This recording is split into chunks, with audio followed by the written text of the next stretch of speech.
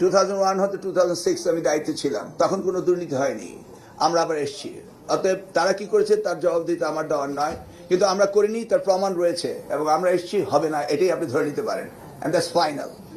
আল্লাহর কাছে হাজারো শুক্রিয়া যে আমরা আবারও দায়িত্ব পেয়ে এখানে কাজ করতে এসেছি।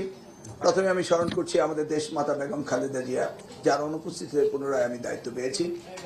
এর আগে আপনারা জানেন আমি স্টেট মিনিস্টারের কাজ করার সুযোগ হয়েছিল আমাদের সাবেক প্রধানমন্ত্রী বেগম খালেদা জিয়ার সাথে।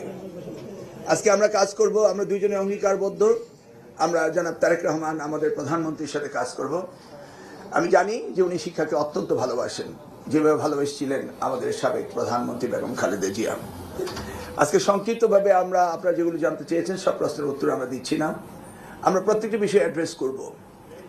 আমরা এমন কোনো বিষয় নেই যে যেগুলো নিয়ে কথা না বলবো, তবে এই বিষয়গুলো আগামীকাল সকালে আমরা অ্যাড্রেস করতে চাচ্ছি। আজকে বিকালে আমরা দুইজন ক্যাবিনেট মিটিংয়ের পরে আবার আমরা মন্ত্রণালয়ে আসবো, এবং আমরা আমাদের পেপার ওয়ার্কগুলি করব, কি কি রয়েছে, কি কি করতে হবে, এই ব্যাপারে আমরা মোটামুটি একটা প্ল্যান লেআউট করে আমরা আগামীকালকে আপনাদের ইন ডিটেলস বলতে চাচ্ছি।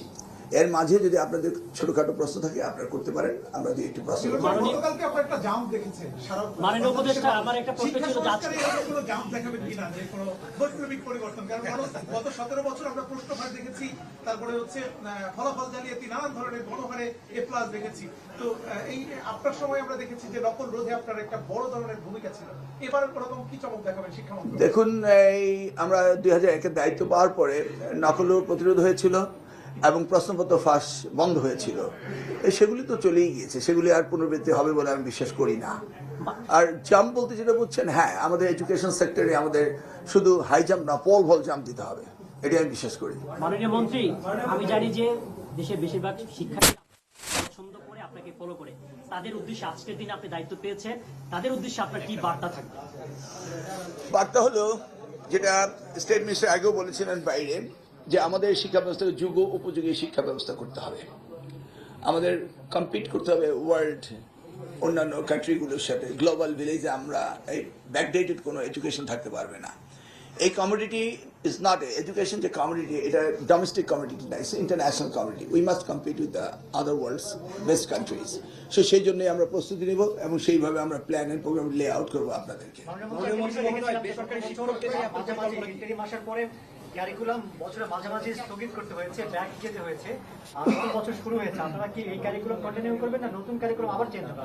কারিকুলাম চেঞ্জ নয়, রিভিউ হবে। শিক্ষার মান উন্নয়নের তথ্য প্রযুক্তি নিয়ে পরিকল্পনাটা কি আপনার?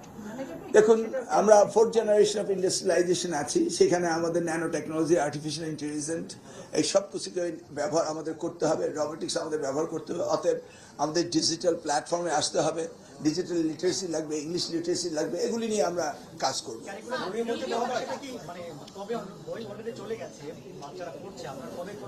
না, কবে ডেট তো আপনি প্রথম দিন আসার পরে আপনি এই প্রশ্ন করলে তার উত্তর কখনো আসবে না। আমি আসলাম, বসলাম, সব হয়ে যাবে। লেট আস লে আউট দ্য প্রোগ্রাম, এটা আমি আগেই বলেছি। কবে প্রশ্নটা তো এই মুহূর্তে বলা যাচ্ছে না। This is the first day, first minute in my office. G,